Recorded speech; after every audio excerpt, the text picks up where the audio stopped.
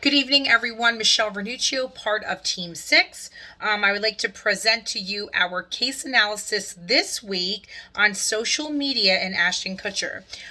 Some points that we are going to review in this video is listen to me, open source software, and can a business use it as a social networking platform, a plan on how a startup company can take advantage of 3.0 and generate ideas for the next website. Also, evaluations of the challenges facing social networking websites and identifying certain ways that companies can prepare to face some of these issues.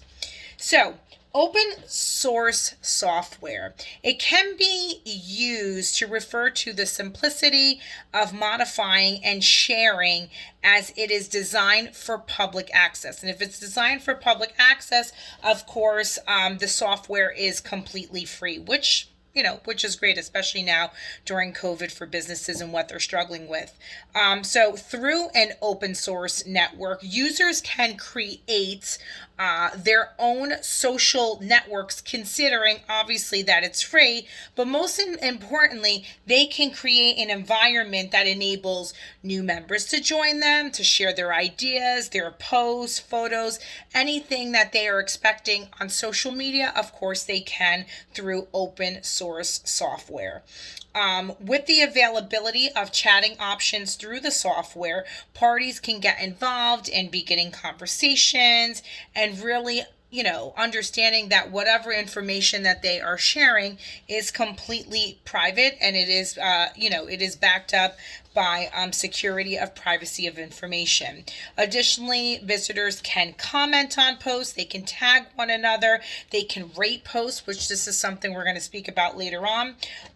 Open source software uses a specific code which one can use to change anything that they're putting out there instantly. So that's great. Now, programmers who have access to source code in computer programs can develop the agenda for this software by including like certain characters, again depending on their business industry, right? So if you have manufacturers or developers that have certain types of coding, or someone in healthcare for example that has special types of coding, all of this can be customized for that. And really, generally, what's great about it is that the software allows users to basically be able to accomplish anything that they want to deliver, messages that they want to deliver online through the software.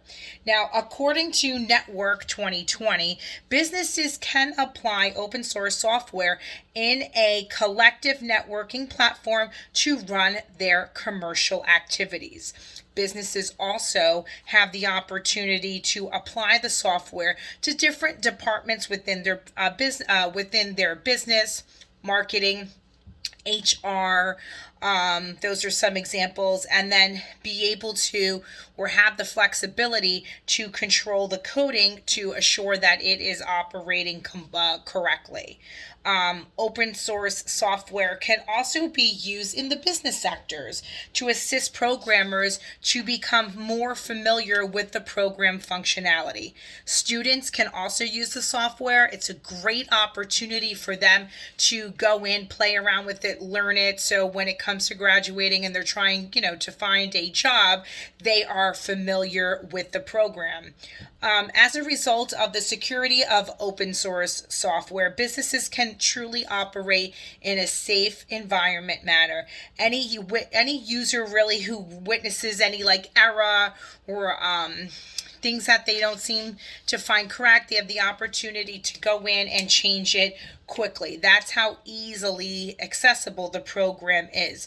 Most businesses actually prefer to use open source software to support any long-term project. So for example, with COVID-19, most businesses have had to pivot their business, have had to change their strategy.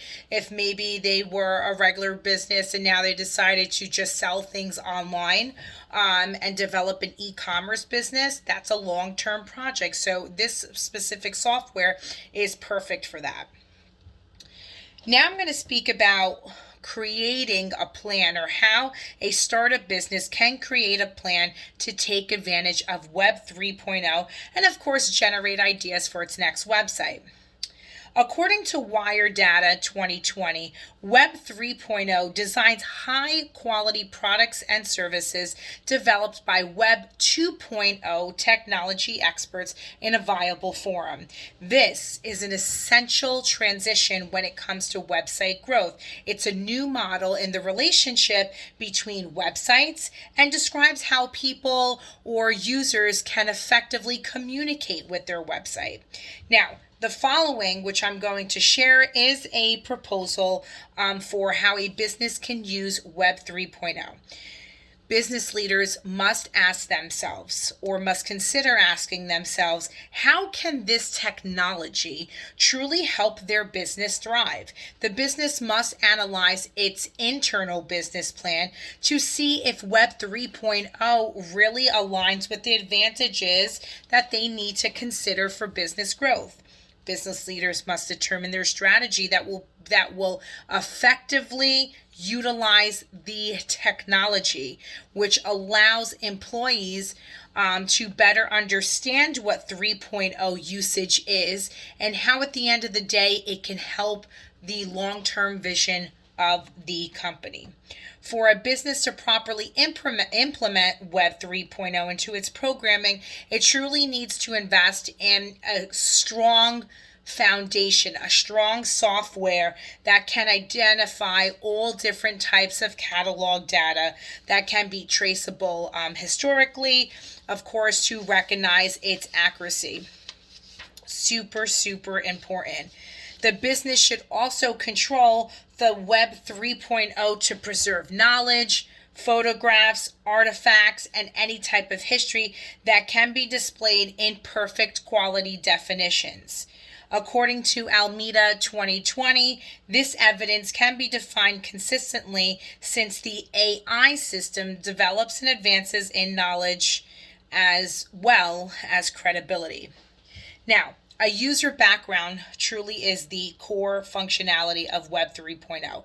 This allows for the web browser to act as more than just a search engine, rather almost like a virtual personal assistant, according to Wire Data 2020. Consumers can acquire precise, flawless outcomes as well as the website recognizing the value instead of grouping terms to its current scenario. So for example, consider a startup business that recommends that they want to sell apparel and toiletries, right? One of the many great benefits of Web 3.0 is that a business can retrace any interested pages or user that have visited their sites, allowing them to obtain greater data. This functionality will allow businesses to make any virtual suggestions from their apparel or toiletries to make a sale. I'm sure most of you have been to a website where the virtual assistant comes up and saying, hey, do you have any questions? Where you can chat away in that discussion based on the pages that they've seen. So that is exactly this.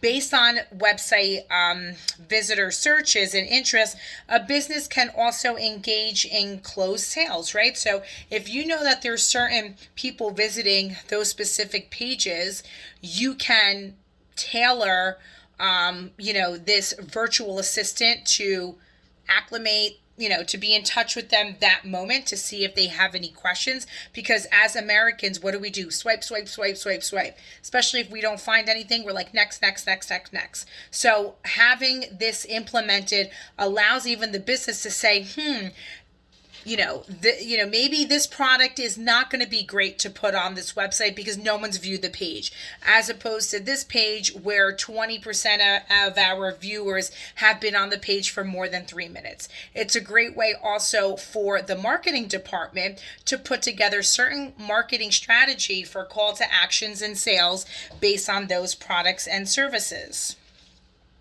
Now, one of the biggest challenges companies face while using social media is the mass number of competitors that are all using the same websites, right? It's an extremely diluted pool, and of course, it leads to a hard time finding new clients and sometimes website visitors because there's so much competition out there. So, for example, if someone searches, say, dog salons, right, with a specific area code or zip code and a mile radius, then a fractionable search results with a few of dog salon actually pops up with a broader area, right? With a broader search. If there appears to be a higher percentage of search results for dog salons in one specific area, then this will have a greater impact for the web user, and of course attract more visits to that site. Another major challenge that many companies are experiencing when using social media networking sites is customer value section.